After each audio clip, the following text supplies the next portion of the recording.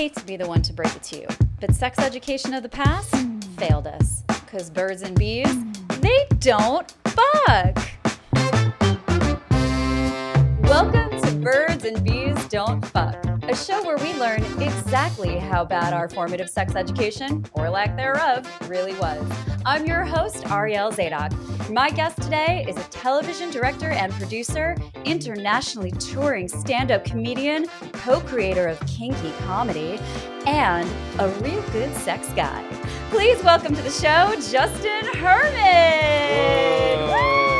And I didn't ask you to say that last part. That's no way. That was just her contribution. That was fully organic. Nobody wrote that down and said, please say this out loud so that my exes will watch this. Nobody did that. It was, we will not fact check this. We are not a fact checking show. Actually, we are, but we're not going to do it for that. We're just going to starting now. Now. Yep. Yeah. So welcome to the non-fact checking sex show where we do talk shit. So that for sure happens here. It's mostly what I came for. Yeah, I know. It is.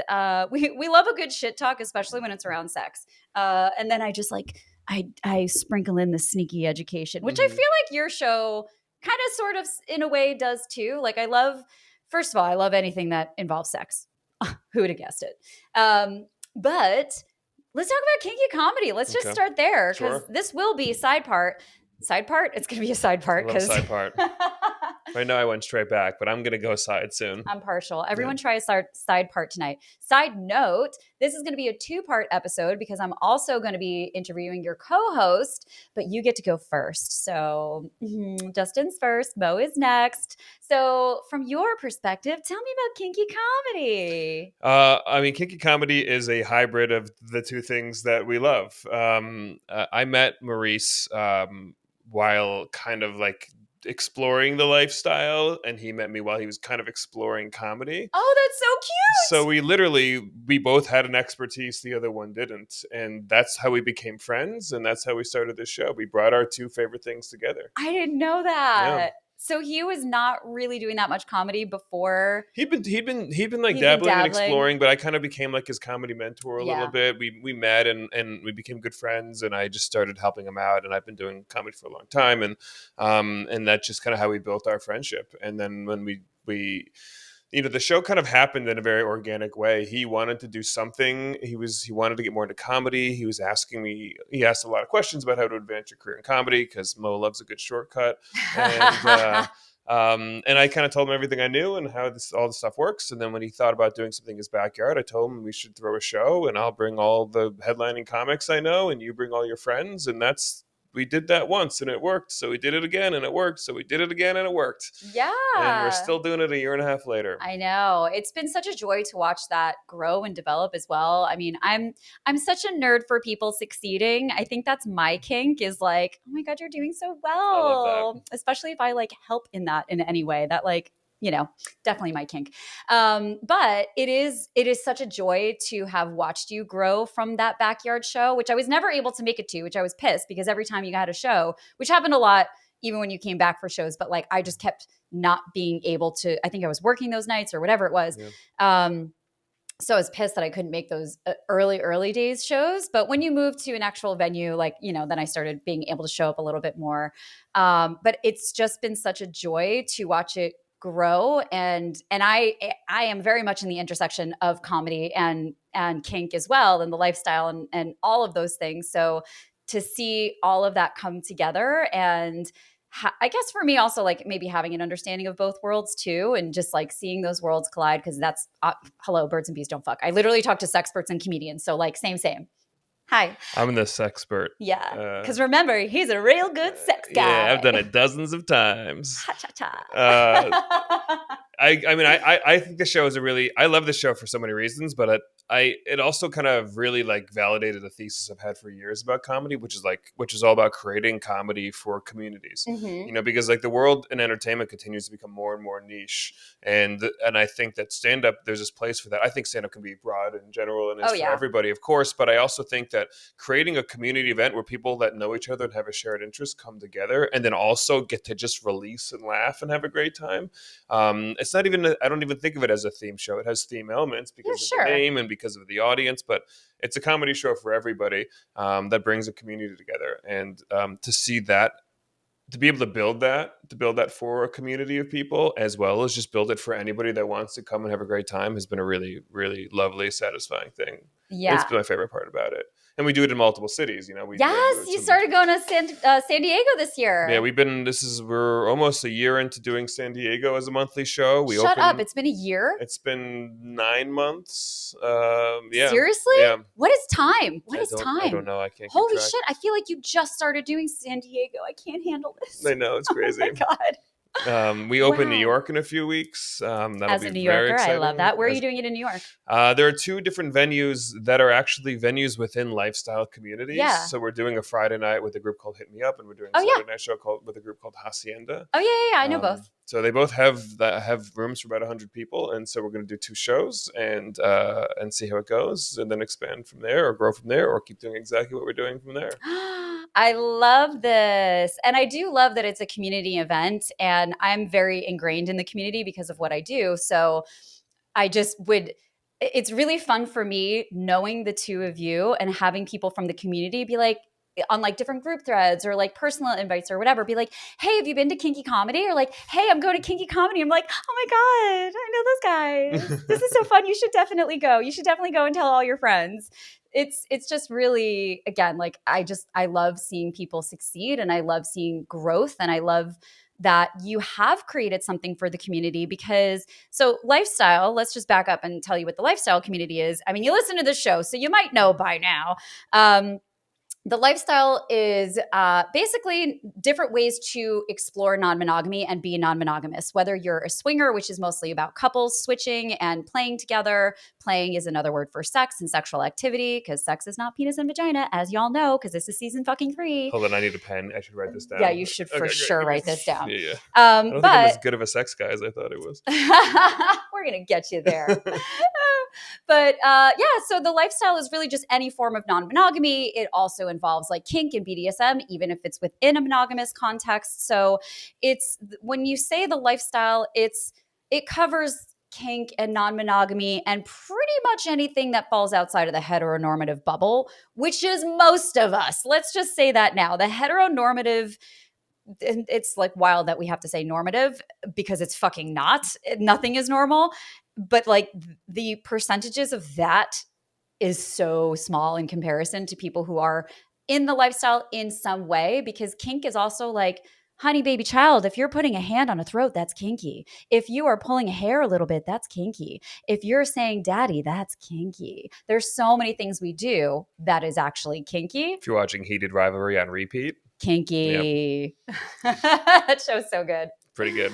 And the thing about that show that's so good is that it's the eroticism of that show. And that's something that is missing from a lot of straight couples. That's why we're all here. There's a reason why every single woman that watches that show is turned on by that show, despite their sexual identity, because it is actually showing a level of vulnerability in men you don't usually see in media, and it is showing a level of connectivity. And I also think they like it when men aren't mean to them. Yeah. When they're not mean to them, when they're not trying to fuck them. We love that. We love that. And also, if you look at studies on women who watch male-on-male porn, part of the reason why they like that so much is because they know that both people are enjoying it. Whether or not that's true, who knows, because it's a performance, so whatever. Hopefully everybody involved enjoys it. But when you're watching any sort of female-male porn, in most cases, now it's a lot different, but like growing up and as we've learned over time, there is a lot of abuse. There are people that are not enjoying it, that were paired with scene partners that maybe they don't like, that they wouldn't want to be with, but it's the job, so whatever. Now where we have ethical porn and we have so much more control in the hands of the creators, it's a lot different. It's a lot different. But for women watching women in porn, there's a lot of negative connotations there. And when they're watching men, they feel, whether it's perception or reality, they feel like, okay, these are 2 people that are like full fuck yeses that are just enjoying themselves. There's always going to be a power dynamic, but like it's a different power dynamic. It's exactly what it is. It's a different power dynamic. Yeah, it's not the heteronormative power dynamic. I wrote that one down earlier. Look at that. Look at that. I We're did learning. research. Webster's dictionary defines sex as when a man cries when he takes off his pants. So I'm learning a lot today, guys. Yeah. Yeah. That's That's real and true information. Yeah. We're not fact checking, right? Okay, great. Real good sex guy. Yeah. That's absolutely going to be the name of this episode. I'm going to keep giving out the worst sex advice I know. I mean, if you consent to that, which you can talk to me offline about, but like, that's fun. And if you don't consent to that, all of this will be cut. Hey, we like fun titles. So tell me about, I'm curious, in this exploration for you, like obviously we know Maurice has been mentored as a comedian. We're going to talk to him about that. But for you wanting to learn more about the kinky side, what has been some of the most interesting things that have come to you or that you've learned or that you've opened up about or whatever you feel like sharing in this moment about producing that show? I think like-minded people coming together to share an experience for any reason. I think to see it play out has been a beautiful thing to watch, right? And I think to see it play out in this lifestyle, because I think, sex has such a loaded gun when people think about it and they talk about it. And I think to see people kind of take ownership of that in their life and to see the ways in which it makes them more open with the people they care about. This show hasn't, I didn't start producing the show and then start fucking everybody. That's not, and it's kind of the opposite, because now it's like almost like a work environment for me. I see it very differently. These shows are, you've seen me. I'm exhausted at the end of the show. Sidebar, producing a live show is so much fucking work. So like kudos to you guys, especially a monthly show. Holy shit, it's so much work. Booking people is so much work. At least you're in the same venue. That's a good thing. But we have 2 different venues. And two, and now you're in and this and that. It's a lot. We're doing a cruise, and we're doing New York, and we're doing You're all doing these a things. Cruise. Oh man, the cruise is the big thing we're doing. In about 2 weeks, we are running Kinky Comedy on a cruise ship. That is a lifestyle themed cruise. Oh my god! It's a 6-night cruise. We're running our show in a 1,400 seat theater. The stage lifts up from the ground.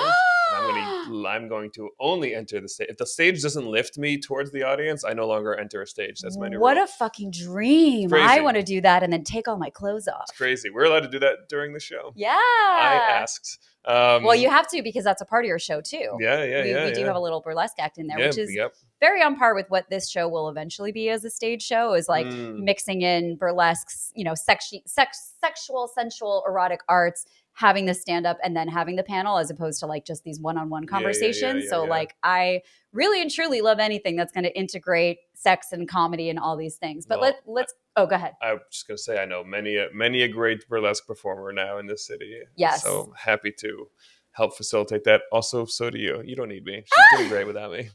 But if you want to introduce me to good comics for this show, that is a hard thing to do. That is the easy part for me. I got you there. Well, when you need a producer, hit me up, because I got you.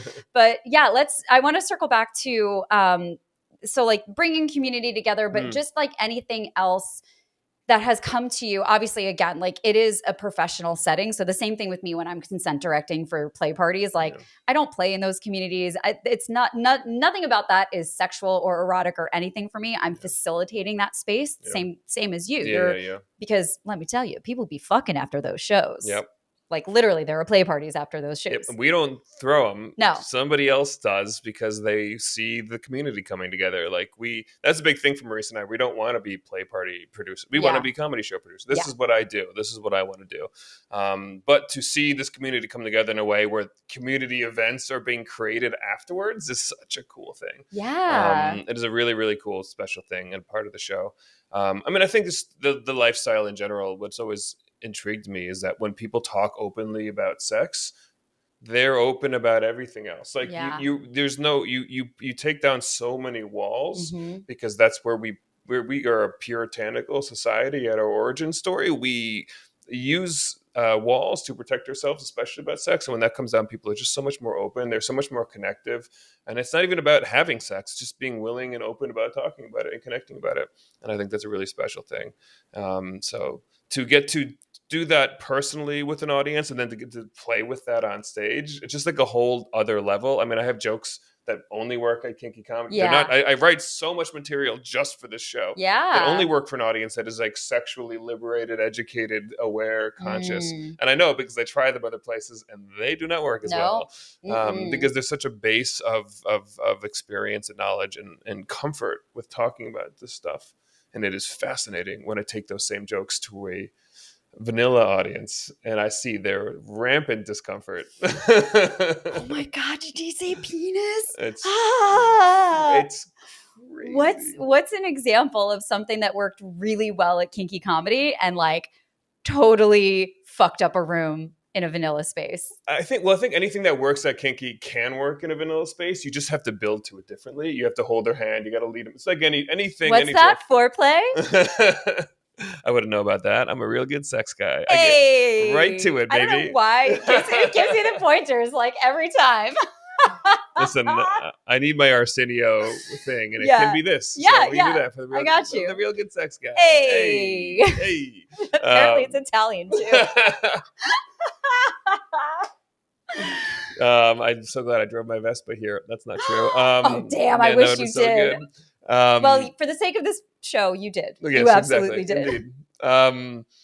A good example. So yeah, any joke can work if you build to it. But there's a joke. I did this joke last night at a vanilla show, at a regular show, and it crushed. But it's because I did it at the end of my set, and I held their hand, and I did jokes about kink before I got to it. So by the time I got to it, they were very comfortable with the dynamic with which I was discussing these things. But I have a joke about how when I moved to LA, I have so many poly friends in LA, and before I moved here, I had none. And I have so many. Like I wasn't natural trajectory. But I wasn't even looking for it. No, we just find you. No, I was just so desperate for friends. I had to pretend like I wanted to fuck their wives. And it wasn't even my fault. They were all like, dude, if you want to play Jenga, God. you have to go through Jessica. That's your wife-in-law. I saw that on a meme yesterday and I put it in my sex friends group and I'm like, I love you, all of my in-laws. So funny. Yeah, that joke, if I do it too early in a set or if I haven't been talking about sex at all, they get very uncomfortable with the fact that I am joking about fucking somebody's wife. Yeah. They think of me, I can tell, like, they don't know if they can trust me. Am I being a predator? Are you cheating? Right. Like, what the fuck is this? They do not understand the power dynamic of the lifestyle or polyamory or the way with which I'm approaching it. But when I do that joke in front of the lifestyle in whatever city I've been in, crushes. Yeah. Because they get the dynamic that I'm playing off of. The joke about nobody, you get jokes. Yeah. If I have to explain the joke to you guys, that part, then this whole podcast has failed. Come on to Patreon, ask the questions, save space to ask your questions and get answered. So I will explain if you were paying this beautiful woman to learn about jokes, then I will explain them all. That's my rule. I like that rule. But yeah, it's, I was just at XBIZ for like 2 weeks, which is, for those of you that don't know, it's an adult business expo. So the first week is all about retailers, manufacturers. Like I have a fucking whole bag of stuff to still go through. That's amazing. It's fun. I love it when people give me vibrators. Although I do have a lot of them. Like somebody just sent me vibrators the other day and I was like, what the fuck is this? Where did this come from? Okay. So it's the thing that kept coming up, and we see this in the lifestyle as well. And I see this with other intimacy coordinators and other sexperts. When people who are open about sex and sexuality come together, the mask is removed. Mm-hmm. There's this level of authenticity and a level of, I don't know if I want to say immediate intimacy, but there kind of is just this level of immediate intimacy that it's like, okay, we don't have to pretend who we are. I can be every part of myself. I can be kinky. I can be queer. I can be, whatever I identify as and whoever I am, I can just be there. And we don't have to deal with the bullshit. And not saying that everyone in the lifestyle is good at this. There are definitely a lot of people who are still bullshitters, who are still in like the monogamous way of the utopian mentality of all this stuff. The idealization of it all doesn't play for everybody because not everybody's actually truly open, of course, with themselves and how they interact with this world. But you do experience enough people that are truly elevated in a way, and what's so interesting to me is because I've gone to so many of these parties, especially after Kinky Comedy, where I'm too tired to do anything but like, hey, what's up? Hello. The friendships you make in that environment, there's even just a hey, great to meet you, bond over. Everything is so much more heightened. That those friendships become you just feel closer because everybody is in a space where they're being so open and vulnerable. Because you've seen their buttholes. Yes, indeed. You know, I've seen most of my close friends, I have seen fuck.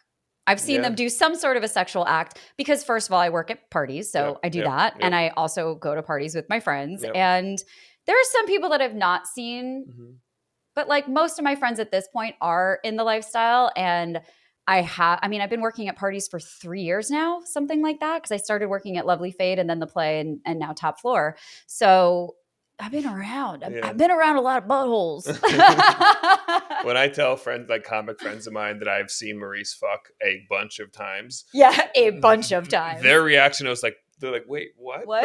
Yeah, I too have. Because again, I've seen most of my friends have sex, which is, it is something I really like that we don't talk too much about is how people's personalities come out when they're having sex.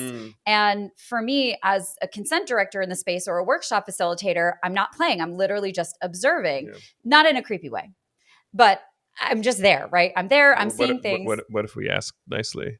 Oh, if you ask nicely, then perhaps. Okay, good. Yeah, which raises a point about consent too, which I'll talk about. But it is really fun to see your friends' personalities come out in the way they fuck. And I remember one party I was working and I was, I hurt my back at the time, so I couldn't be like walking around. So I just kind of like positioned myself where the DJ was and I was just kind of observing the room. And I'm looking around the vast array of people fucking. And I just like looked around to all the different people that I knew. And it was like, oh yeah, that's the acrobatic couple. And they are fucking in a very acrobatic way. Oh, this one's a dancer. And she's literally like, she's fucking like I fuck. We fuck like dancers. And then this one is over here. And I see like they swap couples and like whose legs are in the air. Oh, it's them. And she's with their partner. And it's just like, you look around the room and you see people's personalities coming out in the way that they sexually express and the way that they experience sex and sexuality. And it's so fun. It is such a fun thing that we don't talk about or think about much, but it's like, it's really sweet. I tell vanilla people, and because I talk to so many comics about this lifestyle because it comes up at because this show, it's not just it's a big show. It's a big fun show for the lifestyle community, but it's like we have a lot of big name comics that perform on our show. It is a known entity to a degree in the LA comedy community. So people ask me about it all the time. Yeah. And it's so fun and so funny to explain to them this audience and who these people are. It also truly allows me to talk about it one of my favorite ways, which is anthropologically, if nothing else. Yeah. If you want nothing else but to be a good spirited observer of this type of human interaction, it's the most fascinating place on earth. Yeah. Just to watch how people interact in this space and how people connect in this space and then learn their personalities during sex. So fucking interesting and fun and endearing and like, I don't know, I love everything about it. I do too. I was at a play party recently. It was a friend's birthday party. And I was in a bathtub with two other friends and we were just like, in the bath because why not? It was we didn't have a jacuzzi. So we just like took a bath. And in the other room was one of my best friends and she was having sex with somebody. And I hear her starting to have an orgasm. And I was like, oh, so-and-so is having an orgasm. And somebody in the bath looked at me and they're like, you can tell your friends orgasms? And I'm like, of course I can. And she's having such a lovely time. And they were like, that's the sweetest thing I've ever heard. The best. Yeah, but it's just such a lovely way to know people and to really know someone. And to your point of connectivity and just observation, it's also really interesting to see how people like flow into each other and also flow out of each other, because you have to be conscious in this space. And not everybody's good at it. Again, just because you're in the lifestyle does not mean you're good at it. It takes practice. It takes studying. It takes coaching. It takes a lot of work. And you should not be putting it on each other. Go and do your fucking homework. But it is interesting because we all share space. And you're going to have to face ex-partners being with new partners, or if you're poly and one of those relationships within a polycule breaks up, but the others are still standing. Like there are just so many dynamics that, you know, straight, non-lifestyle, monogamous, non-kinky people just don't have to face. It's the most complicated thing. Being poly is the most complicated thing you can do as a human being. There's nothing more complicated. I've checked. I looked it up. It's the most. It goes poly relationships, string theory, severance. Those are the top three. Everything else, it's just so. It's so much. It is so much to navigate. It is. It is so much emotionally to navigate, communally to navigate. I have a lot of respect for people that do it and do it well, because that is work. You're doing the work. You're doing the work to understand yourself and other people in very complicated environments. But it shows, like it shows how, like, my poly friends are almost exclusively the most emotionally in touch people I've ever met. Because they've done an exceptional amount of work, and they've been incredibly vulnerable in incredibly difficult environments. Being vulnerable around sex is hard. So hard. I mean, think about your friendships that are not sexual, where like you've seen a buddy cry and that made you closer because after years and years and years, you finally saw this vulnerable side of them. That's what this is. It's the same level of depth of personality, but most people in this world don't have more than a dozen people ever see them come, right? Like let's be honest. Yeah. That's like maybe even for some people that's a pretty high number. It's a pretty high number, yeah. And then for people in this lifestyle, if there's not 12 people in the room, they can't come. So it's a very different it's a very different dynamic. A little bit of a different dynamic. Yeah. And the other thing about that's really important and really healthy from a mental health and body acceptance and body positivity and so many different layers is not only seeing different bodies, especially for people with vulvas, because boys are used to seeing each other's penises. I was a camp counselor, and let me tell you, for the little ones that were like, 5 years old or whatever, getting those motherfuckers changed to go to swim and then getting them changed to go back to lunch or whatever was like so hard because these little children just wanted to like run around and like look at each other because the thing is hanging out. So, great, good for you. But now's not the time. You got to eat. So that was like one of the funniest things. But for girls, everything is tucked inside and there's so much shame and secrecy. So being in a space where you can see other people's body parts and how diverse they are, especially vulvas, and how loved they are in their diversity, and how it doesn't matter if your ears hang low, do they wobble to and fro, because someone's going to think that's fucking beautiful because it is. Or if you're, teeny tiny tucked inside, that's beautiful too. But it's only in these spaces in Korean spas, shout out to We Spa, it's only in those sponsorship, baby. Yeah, please sponsor me because I love going there. But it's only in those spaces that we get to see each other's bodies, and then to take that to another level when you see how other people fuck. And not to say that some shit is not performative, because I'll be in a room and I'm like, these motherfuckers are performing. Yeah. But there's also a lot of authenticity and like real true pleasure and exploration and conversation and navigation. And you don't get to see that. Like, what a fucking privilege it is to see somebody else come and not be involved in it too. Like, not because you're the one having sex, just to witness someone else in such a state of pleasure. Some men have never seen that. But I couldn't agree more. I always say with comedy, I think you're 70% more attractive just by standing on stage and holding a microphone and standing there with some sort of confidence. I think everybody's hotter when you're on stage and under a spotlight, or is more attractive to a general audience. Sure. I think that's the same thing about people that are comfortably naked at a sex party. Yes. Everybody's hotter because you're there and you're committed to this environment, and you're being open in this environment, and you're being willing to be vulnerable in this environment. I think everybody's hotter there. Yeah. I think it's true because you are showing a level of comfort and self-awareness and sensuality and other synonyms. If you guys want more synonyms, other things, go to the Patreon. And other things.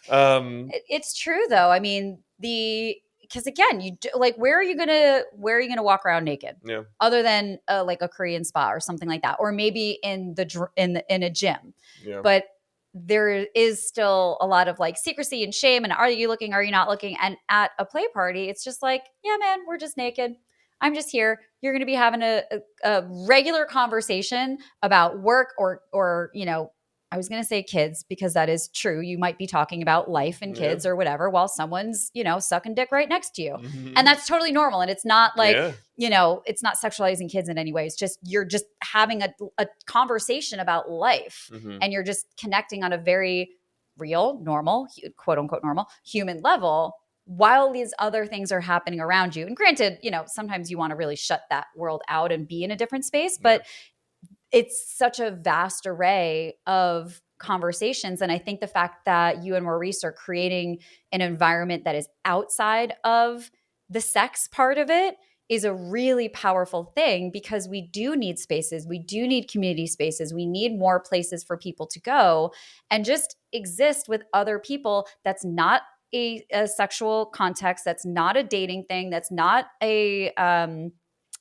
munch, which is a kink meetup that is non-sexual, but it's like focused around, like, I guess technically yours is kind of a munch, but like, it's having these third spaces, they call them, but having community spaces that are in the community but not sex related is a really powerful thing. And again, that's like the whole idea of creating community events for comedy. To me, it's exactly that for anything. If you're a golfer and all of your friends are golfers, do a golf themed comedy show, but put it in a secondary location, because you guys only know how to meet up in these stupid pants, in this stupid golf cart on these stupid days. Go somewhere else at a different time of day and get together and do something else. It's just going to create stronger relationships and bonds, and you're going to be excited to see each other and be there together. And I think that's what we've seen really be very successful with kinky comedy, is we get to bring people together outside in that third space. Third space. And it is, the world is so fucked right now, not in a good way. So non-consensually. It's non-consensually. And that's another thing about the community too, is that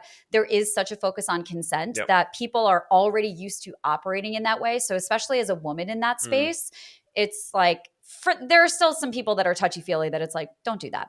But it's also like, it's going to be fine here. And also I can say no here and I'm not going to be questioned. Well, this is the whole thing. Like, this is what I think people don't always realize and understand, but this space only works if women are comfortable. Like, this is a space created so that women can actually be comfortable talking about sex, because men will anything at their core, monkey brained self. Men will have sex because they want to have sex. Women have a higher level of arousal and intellectual arousal and emotional connectivity. And maybe I'm making these up. I'm not a doctor, but in my observations of the stupidness of men and the intelligence of women and the awareness of both, women need to be made comfortable. And if women are more comfortable, they will be more exploratory and open and communicative. And that's what I love the most. That's what drew me into the lifestyle in the first place, is that I could actually talk to women about sex because they felt empowered and therefore comfortable to be vulnerable and to be open without being judged or criticized. And that was a really powerful thing when I realized that just by giving women maximum power to be comfortable, you're going to get a better experience. And you can, again, the bad people use these tools for the wrong reasons. 100%. But when you truly curate a great space in this lifestyle, it is a space that women are comfortable to feel exactly as you described. And that's the best. Who wants closed off communication? Like, who wants to not understand what somebody's interested in and what their end game is, and all of this, the bullshittery of dating in the vanilla world, where people, it's like adversarial sometimes on dating apps. Like, it's really like, what did you do for me today to make me think I should go out with you tomorrow? Like, it's like tit for tat. 100%. And it's like, that's not how it's a collaboration. Like, you cannot co-create something. You cannot co-create an experience if you are completely transactional, unless you're a sex worker, in which case, like, someone's getting paid to deliver an experience for someone. And that's fucking beautiful. Sure. That's the only space where those transactions can exist in a healthy way. Outside of sex work, it can't be transactional. It's a co-creation. So it's not like what do you bring to the table? I ain't bringing nothing to this fucking table. Like, you can fold that shit up and take it back to Walmart because that's where you probably got it from. What are we doing? Crazy. It's crazy. It's always been so crazy to me. And long before I was even familiar with the lifestyle, I thought that anybody that wanted to communicate in this type of way was just lost the plot. Yeah. And so many people do it from a place of trauma. They do it from a place of rejection and fear. And I understand where it comes from. Power. Like they want to take control back. They want to feel empowered. Maybe they feel disempowered in different areas of your life, or, you know, they have this idea of masculinity, that's what masculinity is. It's not. It is creating a safe space. Like the most masculine thing you can do is hold space for someone else in any way. Like that is fucking powerful. Or have you ever tried lifting heavy things? Pretty fucking cool. Ooh. Real good sex guy. Right here in the sky. He's talking about me. But it's true. I mean, it's there is so much more. And that comes like that. We get a lot. I'm so sorry, everybody. Don't be sorry. We were doing really good for a minute. No, we were fucking killing it, and we're still killing it. Okay, still killing it. But that's like the foundation of kink, and so many of our consent practices come from BDSM and come from decades of kink practices and the BDSM and kink community learning how to co-create these experiences and teaching vanilla people who like slowly come into this space what consent looks like and what a negotiation looks like without coercion. That's the fucking key, a negotiation without coercion. Yeah. Because if you are coercing someone in any sort of a negotiation, that's not fucking consenting. That's relenting. Yeah. We got to look out for that. I run a comedy club at Burning Man. It's called the No Holds Barred Comedy Club. It's the best. It's so fun. I love that. And I love Burning Man. And at Burning Man, there's an Orgy Dome. Yes. Which is a big play space. Got knocked down this year. It got blown down. What a shame. Before anybody got the fuck in there. And blown down before it got blowed in. This is what you guys came for. This is the majesty of birds and the bees don't fuck. Did I get the name right? Yes, you did. So many words. Because they don't. Spoiler. I know, I checked. But my favorite thing about the Orgy Dome at Burning Man is that they are, when you ask them who they are, they say that they're not an orgy facility that has a consent talk. They are a consent communication company that happens to have an Orgy Dome. That's how they explain themselves, because the consent talk is so important to them. And that is the motivating factor around it. Their whole thesis is to have this wildly elaborate consent conversation with a bunch of strangers in a group before they come into a play space. And they do such a good job about it, and they curate such a great environment because they take the consent talk so sincerely. Me too. Yeah. Me too. Have you heard my consent talk? I think one of them. I have. I think I have once a couple years, right? Like the first time we met before we were really friends. Okay, then maybe I wasn't doing like integrating artistry into it. Yeah. Well, I also didn't. I was also wide-eyed little baby in a space of boobs and butts. Yeah, exactly. And so I don't think. Yeah, because it would have been a long time ago. Yes. And also, I just want to say this part out loud. Not everybody comes to play parties to play. You don't have to have sex at a play party. You don't have to be with a partner. You can be with a partner and not play with anybody else. That does not ever need to be a part of why you're there. A lot of people come into these spaces just to be in a space where that freedom is, and where that liberation is, and where that honesty is, and where that authenticity is, and to explore erotic energy without it having to do anything with sex at all. You're going to see sex. It's going to be there. But a lot of people go and don't have they don't have sex with anybody. They don't even make out with anybody. They're not there for that reason. It is just a space to explore and enjoy those energies. So I like to say that out loud too. I think it's so important. I tell comics that all the time, because everybody thinks it's a sex. Everybody thinks you just, I do that all the time. Yeah. I love being in that environment for no other reason than enjoying the environment and the atmosphere. And I think it's super important that's allowed. That's a thing. That's encouraged. That's your jam.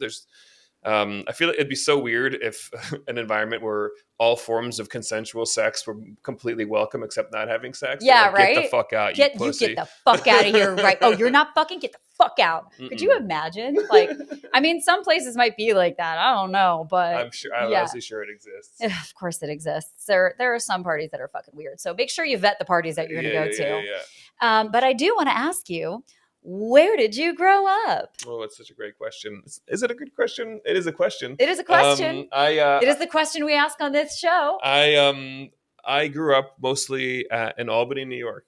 You did? I did. I didn't know that. Yeah. I have a lot of ties to Albany. I like kind of lived in Albany for a little while when I went to school in Oneonta. Oh yeah. Well, first of all, my brother went to Albany, so Okay. I was there visiting him a lot, and I had friends that went to Albany. But then my college boyfriend, he graduated when I was a freshman because I dated older guys all the time. And so I used to schedule my classes to be like 2 days a week, and then I would go up to Albany for the weekends, and I'd work at the Ruby Tuesday there. Stop it. Yes, and That's I lived there funny. for like 2 years or some shit, and I would just go back and forth. I lived there for about 8 years, the most formative years of my childhood, about a mile and a half from Crossgates Mall. Yes, that's where I worked. So I know it is. That's so funny. So funny. Holy shit. That's crazy. Would you look at that? That's insane. Okay, it was a really good question. It was a good question. I take back all my hesitancy. So what do you remember from sex education? Oh my God. Okay. 5th grade, they announced that they were going to be doing a sex ed class, and then the first thing they did was separate the boys and the girls. And I didn't know anything about sex, and I was like, I already think they were doing it wrong. I was like, this You're is like, already this doesn't check out. This is straight. This is not how I understood the very basics to go. And then they showed us videos about the genitals. There's a video about the penis, and there's a video about the vagina, and that was the end of the class. That was the whole class. Like, did they actually show you genitals? They showed or us, did they talk about it? I don't really remember. I think it was like charts. I think it was like not even animation. It was like illustration. It was like medical illustration. Yeah, the quintessential side cut of the penis. Indeed. Oh yes, that's all I know. I didn't know that there was a 3-dimensional object. I just thought it was a 2D outline. But I also was so aware that like the protagonists of these movies never met. Like it was so crazy that they didn't finish the story. It'd be like going to home ec and they'd be like, here's some flour, here's some eggs, boom, you made cake, baby. Good luck to you. Yeah. Magic. It was very confusing. And then I remember my dad having the birds and the bees conversation. He called it that because he's from the Bronx, and that's the only way a tough guy from the Bronx would talk about sex. The birds and the bees, you know? It was very. We were at a diner, and I remember him explaining it. And I remember him not having a great time doing it. And all I remember is him describing that the penis goes inside of the vagina, and me saying out loud, "It goes inside." Oh. I thought that the sperm would like make its way like an alien creature on the outside. I don't know what I thought. Yeah. That'd be hilarious. I've been working on it ever since. It hasn't happened. Maybe you just need a funnel. And that's true. Yeah, just use gravity. Just come into a funnel. I'm not gonna lie. I do want to try that now. Okay. Justin, I don't know if we've met before. Hi, Ariella. I hear you're a real good sex guy. I don't like to brag or anything, but yeah. So I didn't learn much. Oh my God. I only remember the awkward scenarios where nobody was prepared to have a serious conversation about it. Yeah. Like my dad was very clinical. My dad's a physician, so he could have the clinical conversation. And I asked my dumb questions, and he laughed at me. He used a Billy Joel song, actually. To describe. Which one? That's a great question. I haven't thought about this in a million years. Well, there was Uptown Girl. Mm-hmm. I used to love Billy Joel. I mean, I am a Jew. So, a Jew in New York. We loved Billy Joel. Big time. What would it be? Oh, it's going to drive me crazy. Oh, man. If you think that you know what Billy Joel song it might be, please comment below because I think that'll be great. Yes. I will. The best answer will win and not my memory. Yes. I remember in 7th grade health class, a kid in our class asking the teacher if a girl swallows cum, if she can get pregnant. Good question. And a great question, blew my mind. Yeah. And she never answered it. She was so unprepared to have that conversation. Oh my God, the answer is no. This was her job. I thought, first of all, not a complicated question. Not a complicated question. But she was also my buddy's mom. So then I saw her like personally for the next 8 years of my life, and every time I saw her, just keep asking the question. I gotta know. No, I gotta know. I always just watched her. Like, we should call her. Have you ever had sex? Are you familiar with that? You have a child, inside? But I don't know that it came from your body. No, so there's no evidence. She funneled. I think she funneled. She funneled. Yeah. So, I really do want to try that. See, will the cum go inside? I mean, it's you could potentially get pregnant that way. Yeah. It would be hard. Yes. But if you came right into the funnel and the cum was not outside of the body for very long at all, because it can live outside of the body for a very short amount of time. I forgot what it is. I used to know off the top of my head. But I mean, you could. It just makes it harder for them. But like, what if you heated the funnel in advance? oh, that would feel really nice. It would feel nice. Yeah, I just like to do weird shit, and that's fun. So bring it in. Respect. We got to do weird shit for fun. I love just this. for funsies. I love what I've inspired. Yeah. You guys thought we were fucking around with the real good sex guy stuff, but this is where the ideation comes from. You got to be a little wrong. We're start a trend to be oh so right. That's right. That is correct. Okay, so she didn't know about cum. It's okay, it was just her job. What are you going to do? It's just her job, but she didn't know about cum. She was just very uncomfortable. Ironically, also taught home ec now that I think about it. So very funny. Did she teach you how to make a fucking cake? No, I think she just threw ingredients at us and said, you guys just fucked. Have fun with that. Oh, boy. Yeah. So when did you, like, how do you feel you started to actually learn shit? Like, do you feel like, was it for you? Anatomically, porn. Yeah. Finding my buddy's father's porn magazines there it is. Across the street was very educational. That's when I learned what a naked woman actually looked like and what sex actually looked like. We're like, boobs. Yeah. It took a while. The chart come to life. To peel the pages apart, but when I got there, a lot of information. That's a young boys coming on the magazine joke, and so great articles though. Yeah, I've definitely read them. Actually, did have good articles. They did really good articles. Like, honestly. Yeah. At the time, I would look at boobs and read the articles if I ever happened upon one. Well, now, sure. Yeah. I think it was too much stimulation. Mm-mm. The idea of getting through multiple sentences when I could have turned the page to more boobs was... Yeah, for sure. Why would you do that? Yeah. Not enough people talk about young boys all looking at porn together. Yeah. So that's a very specific sexual energy space that they share. Yeah. And they, again, maybe this is not true now, but in the 90s, that was just, you just deflected that energy by calling everybody gay. Yeah. And some still do to this day. Unfortunately. And they're called auto workers now. I don't know. Don't hate on the car people. We love car people, but some of y'all do have some issues. And I hope you're listening to the show so you can learn to be better. This is how we get better, by mocking my haircut in the comments. Join us. It'll be I think your hair looks good. You look mighty fine today. Stop it. Aww. I didn't know that you'd see my legs, so I wore shorts. Your shorts look great. We love man legs. You know, men should. I have an Australian friend, and he wears very short shorts, and we love it when he wears very short shorts. That is the most Australian thing. He also wears Speedos. Also, they call them budgie smugglers. I know they do call budgie. What is it? Smugglers. That's right, budgie smugglers. There is actually a whole brand that all they do is make budgie smugglers, and they're called budgie smugglers. So free advertising. I do way too much fucking free advertising on this show. I know, we need to pay me. Pay this girl some money. Come on. If you didn't know, a budgie is a small bird. Yep. So they're smuggling a small bird is the reference. It's not that small. But yeah, I really do love that you brought that up, because it is such a specific experience for boys to have the collective experience of looking at porn together, which for little girls and people socialized as girls, it is so different because everything is done in secret. Like, even down to what we were talking about with, like, your penis is out, so everybody's inherently going to see it because you're changing together. Right. Girls, you don't see that. You'd have to literally, like, lift and spread to see that. So we never got to see what anybody else's body parts actually looked like. Plus, there's just, like, so much shame and, you know, secrecy around it. And everyone feels like they're broken. Nobody's broken. And everyone feels like they're weird. Nobody is weird. I mean, you can be weird, but you're not weird for that reason. Yes. And it's the other stuff. It's the other stuff. It's your personality. It's just your personality. Stop reading those books. It's weird. Nobody needs to know about the ghosts fucking, you know? I mean, sometimes we do. Except if you're into it, and then no one's here to kink shame you. That's right. But you're fucking weird. But ghost sex is hot. I've heard very good things, if I'm being honest. Yeah, we do love the fantasy, the erotic fantasy genre. I have such a hard time making fun of sex in this community. You can't because at the end of the, first of all, it's just jokes, right? Yeah. It's just being playful, but also. Come on, everything can't be great. We can't celebrate every kink.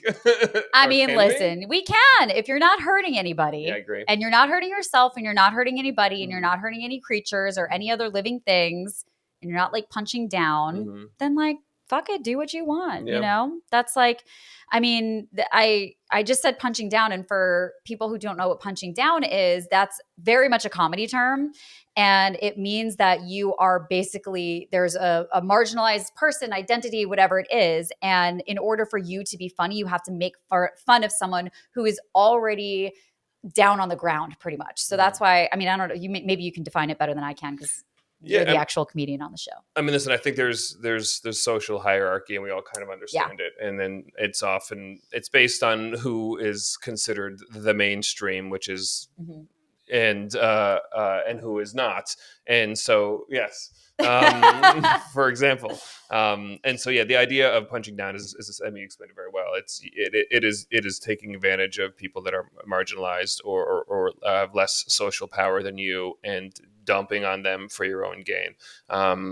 And listen, I anything can be funny, but that usually isn't.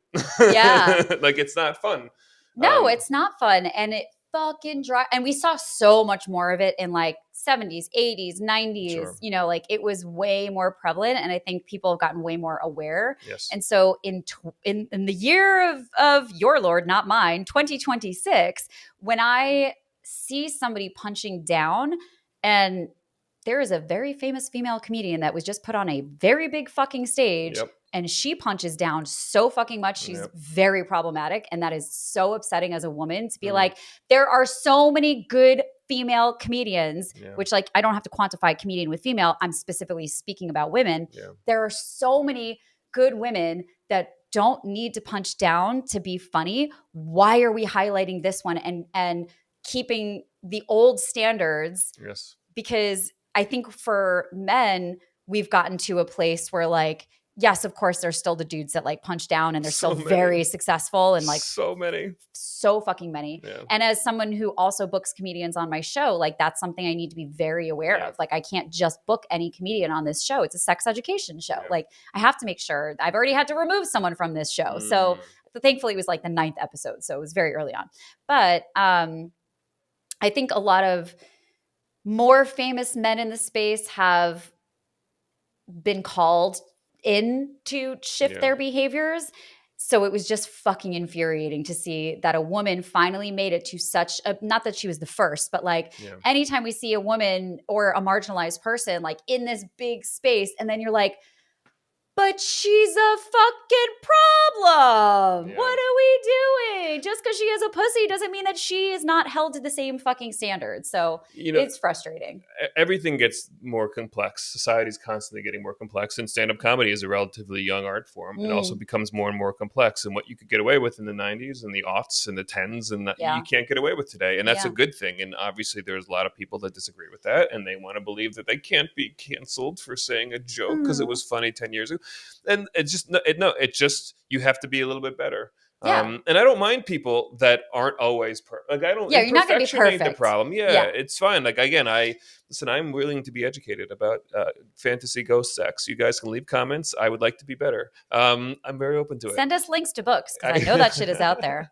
One of my favorite comedians on the planet, her name is Leah Bonema, and she has such a good bit about exactly this. Yes. So look up Leah if you're still listening to this and you care what I have to say. But comedy should be harder today than it was 20 years ago because society is smarter and better and the art form has evolved, and perfection is not the point. It is about showing a level of respect and understanding for what an audience wants. And listen, there are dumb redneck audiences that want nothing but the 90s, everything's gay joke. And I don't even care that people want to laugh at that stuff in private. Like it doesn't.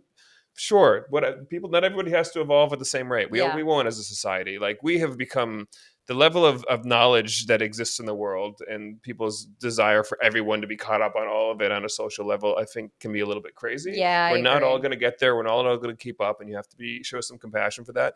But also, don't be a dick to other people, and you're going to be great. It's pretty much it. Yeah, it's pretty much it. Yeah, and I just fully know and believe, and I'm going to go ahead and say I know this to be true. If you have to punch down to be funny, you're not fucking funny. Yeah. If you have to make fun of other people in order to get people to laugh, then it just means that you are not a skilled enough performer to make people laugh without punching someone down, because there's so many things about life that are like ridiculous and funny, and so there's just so many things. So if you can't beat up people your own size, but only people smaller and weaker than you, then you're not a fighter, you're a bully. And the same thing goes for comedy. If you can't laugh on a level of even playing field for everybody, if you can't make people laugh, then you're more of a bully than a comic. I think that's completely fair. Yeah, absolutely. And a good thing to bring up. So watch who you're watching, man. Let me see. We're like coming to the end of the episode, but we are going to do Reddit stories after this. Is there anything that like I didn't ask you that you were thinking about when you were thinking about this show and the idea of talking about your sex education? I mean, I really am kind of offended that you didn't ask me if I was a really good sex guy, but I don't need to ask, Justin. I know, not from experience, but because I believe you. Look at that beard. Look at that hair. I put it in an email. You did put it in an email. I put it in all my emails, to be fair. It's true. It's my signature. Justin Herman, real good sex guy.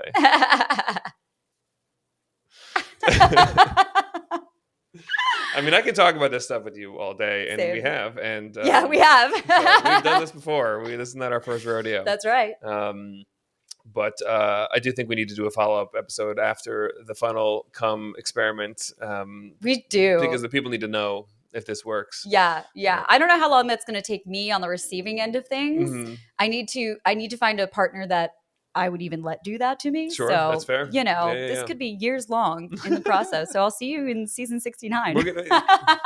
Hey, actually this season we are going to hit episode 69. Ooh. So I'm pretty excited about that. Pretty offended that it's not going to be me. I know. Maybe I should make everyone who wants to be episode 69 buy raffle tickets, everyone. I could see a competition for people to get to be the 69th episode. Yeah. It's What if for the 69th episode you'd have two people talking simultaneously the whole time? You guys see what I did there? How do we do it upside down? Or we just have to like split screen? I think so. Yeah. You just flip one screen. Yeah, that works. That could definitely work. This is why I need an editor. I mean, I can do it, but like, who wants to? Let's help her out, everybody. Let's subscribe to the Patreon. You know what I mean? Come on. I'll even share burlesque photos over there, which I probably will, and some of my shibari stuff too. I got to start taking those photos again. But I'm like, we need a dumping ground for it. And what is the website for that? Birds and bees don't fuck without the U. We'll get you everywhere you want to go, and then you can join the Patreon that way. That's so many words. I know, but that was probably good for you guys. It was. All right, I'll get it. Linked below. I'll get it from the episode. Yeah. Okay. So where can people find you? I am on many of the things. I'm on YouTube. I'm on TikTok. The best place is to go to Instagram at Justin_Herman. I have a website. It's Justin Herman Comedy. It will also link you to all the other things. Follow me on YouTube. Follow me on Instagram. Follow me down the street and say nice things to me. I like to hear it. Thank you for having me. This has been very fun. Yay. Thank you for being here. And also, where can people find Kinky Comedy? KinkyComedyShow.com, KinkyComedy.com, at Justin_Herman on Instagram, at KNK1Comedy on Instagram. If you can't find it, you probably shouldn't come because you might not get the jokes. It's out there. That's true. That's true. And I'm in your promo videos too. Yep. I had someone, speaking of people like randomly being like, do you know Kinky Comedy? I've had people send me and be like, you're on the Kinky Comedy website, or like, you're in their video. And I'm like, oh, guys. Well, we love you. Yeah, so, of course I love you guys too. It's, it is so fun. It's so great to be able to collaborate with people like you that are doing such good work and teaching people about the things they need to learn about in this world, and making them all better. So I appreciate you very much and your support, and everybody that comes to our shows and is watching this.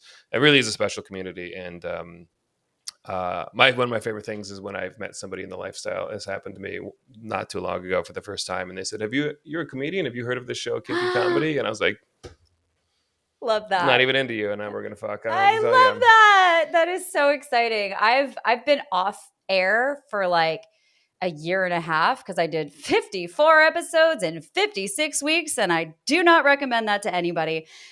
But so I've not been like talking about the show or doing much, but now that I'm starting to talk about the show again, I'm having people like, I had people at XBIZ be like, oh my God, I know that show. Or like Layla Parks, who I have to email her. I got to get her on for this season before I'm almost booked up for this season. So I'm like, fuck, I got to get her on. Yeah. she was like, oh my God, that's you. I follow that show. So like, it's really exciting when you can start to feel the impact of what you're doing. And it takes a long time. Yep. So, I've been telling Marisa since day one, everything's going to take longer than you want it to. It's the nature of all things. Mm-hmm. Nothing builds at the rate. And we've been very fortunate since day one, and still everything takes longer than you want it to. Yeah. And patience is the most important virtue in all this stuff. Yeah. And I think also, again, like watching your journey, that is part of the joy of watching that journey, because you've been so consistent. And I knew that you guys had the right fucking recipe right then and there. You had the community. I knew your background and like what you came from, and that Maurice was also a comedian. I didn't know like how deep he was, but I knew how deep you were. Mm-hmm. And so on the outside, especially, producer brain, that too. Like when you see something, you're like, I know that's going to be a hit. Like that's a good recipe right there. Yeah. So it's been really great just to like know that like, oh yeah, these guys, this is going to be great. And then see it become greater and greater and greater over time. So I'm so excited to see what another year, another 3 years, another 5 years is going to bring you guys, because you're doing it. And I think we need more lifestyle spaces, and it gives access to people who are not in the lifestyle to put their toe in a little bit, I have a comic booked on one of our shows in the next couple of months who is never been to a lifestyle party, so interested in it. And we were talking about this after at the show, and I booked her, and I was like, if you want to experience any of this will be the conduit to do so. You'll meet lots of people, see how you feel. There's no pressure for anything. And to get to have that conversation with somebody that has like done their research and really interested, but never really known how to dip their toes, those little moments, especially with like a colleague, like a person that I know and connect with in my other life. Really a very cool thing. I am very grateful that we've been able to do this and create this and bring people into spaces where they can explore themselves a little more. I love that. Yeah. So I'm going to read the Reddit story, the first Reddit story. We're going to see how much time you have. But I'm going to read the first Reddit story that we're going to read over on Patreon. So if you want to hear Birds and Bees Don't Read Reddit, head on over to Patreon. I pulled a few stories, so we'll see how much time I have. Let me see which one we're going to start with. Okay, this one's fun. Am I the asshole for wanting my girl to do more cleaning around the apartment? And it's not going to be what you think it is, because immediately we're like, yeah, you are. So that one I think we're going to read. Well, we're definitely going to read that one. And then this one I also think, I was trying to find ones that like, the title sounded kind of funny to me. Sure. The other one I think we'll read, depending on time, is, am I the asshole for banning my sister's boyfriend from my house and closing the door in his face? I want to know what the fuck happened there. That sounds fun. I don't read these stories because I want to be surprised. And I'm like, yes, I'm producing it, and I probably should read these things. I pretty much just check that they still exist on Reddit, because a lot of times these things are deleted. Right. So if these stories suck, too bad. I'm doing this in real time too, until someone can do this for me, and then I get to be surprised. Well, vetted, that's surprised. Anyway, you can find me everywhere at Birds and Bees Don't Fuck without the U, because censorship. The Patreon info is there. If you could spell my name, God bless you. That's my Instagram. Follow me there. Thank you for joining us. We will be here next week with Maurice, so we get to have a continued conversation and the kinky perspective, or the one who came in with more kink, I guess. I think kinkier is a very the kinkier. That's fair. I'm like, it's not the kink. No. We just had a whole conversation about kink. We were pretty kid gloves here. Maurice and I know exactly who we are and our dynamic. That's confidence. Yes. Well, awesome. We will have part 2 of this next week. But thank you for coming. Thank you for joining us, and I hope you come again. I think I just made my new outro. That's great. I love that.